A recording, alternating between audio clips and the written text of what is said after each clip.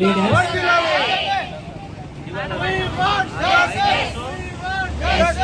CID in this place, India Park and front of the CM office. Two places are in a ఇవ్వాలి సమాన పనికి సమాన వేతనం, ఇవ్వాలి సమాన పనికి సమాన వేతనం.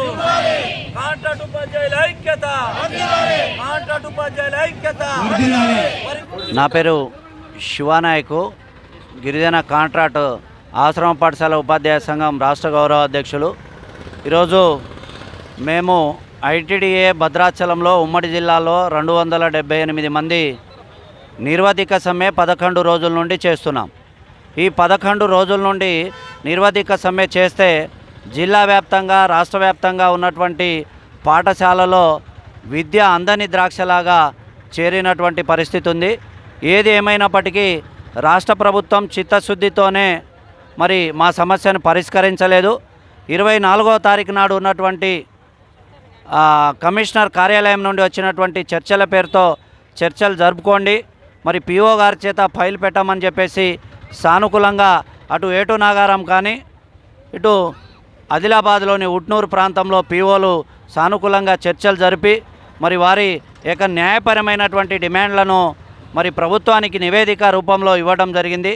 కానీ గత 11 రోజుల నుండి ఐటీడీఏ ముందు నిర్వధిక సమ్మెలో పనిచేస్తున్నటువంటి సిఆర్టీలు ఇక్కడ ఉన్నటువంటి ప్రాజెక్ట్ ఆఫీసర్ కానీ డీడీ గారు కానీ మరి కమిషనర్ గారు ఇచ్చినటువంటి ఆదేశాలను పెడిచెవిన పెట్టి మాకు చర్చలు జరపకుండా మాతో చెలగాటమాడుతున్నారు.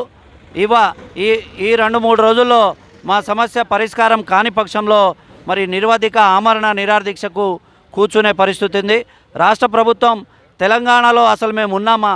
4.5 కోట్ల మంది తెలంగాణ ప్రజల్ని మరి అందరూ ఆదివాసీ బిడ్డలుగా మేము విద్యను అభ్యసిస్తున్నటువంటి విద్యను బోధిస్తున్నటువంటి ఉపాధ్యాయులని ఈరోజు రోడ్డు మీద పడేసినటువంటి రాష్ట్ర ప్రభుత్వం అంటే గిరిజన జాతిపై ఈ రాష్ట్ర ప్రభుత్వానికి ఎంత చిత్తశుద్ధి ఉందో అర్థమవుతుంది.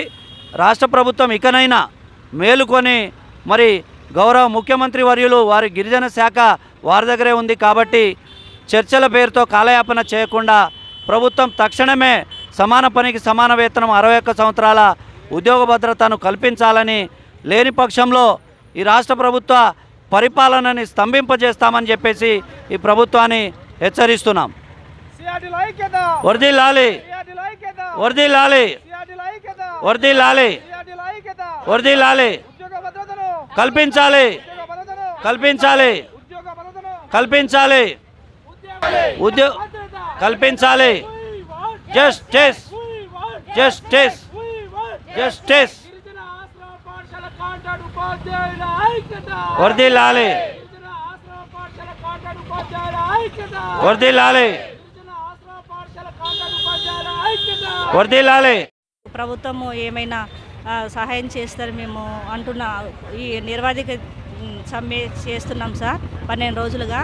కానీ మన ఐటీడీఏ భద్రాచలం ఐటీడీఏ అధికారులు ఏమాత్రము స్పందించట్లేదు సార్. మరి మా 20 సంవత్సరాలుగా మేము కష్టపడి మారుమూల గ్రామంలో ఉన్న పిల్లలకు మేము విద్యను అందిస్తున్నాము.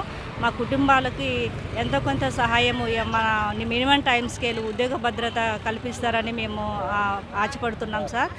ఈ 12 రోజులుగా కొనసాగిస్తున్నాం సార్ ఈ నిర్వధిక సమ్మె.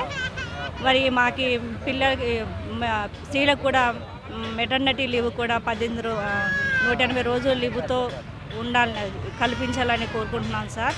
మేము కష్టపడి పిల్లలకి చెప్తున్నాం సార్. మా యొక్క శ్రమను గుర్తించి ప్రభుత్వాన్ని దృష్టికి తీసుకెళ్తారని మేము ఆశిస్తున్నాం సార్. పేరు పి శ్రీనివాస్, భద్రాద్రి కొత్తగూడెం జిల్లా కాంట్రాక్ట్ ఉపాధ్యాయుల సంఘానికి అధ్యక్షుడిని.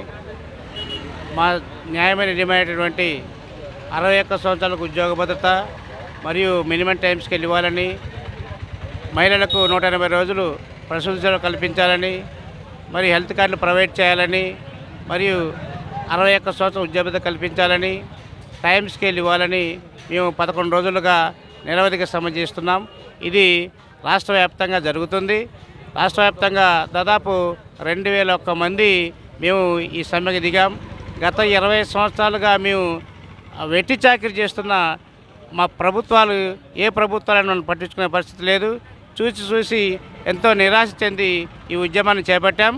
కాబట్టి ఇప్పటికైనా రాష్ట్ర ప్రభుత్వం మా సేవను మరి మా సమ్మెను మా యొక్క ఆవేదనను గుర్తించి మరి మా యొక్క సమస్యల పరిష్కారానికి ముందుకు రావాలని తెలియజేస్తున్నాం.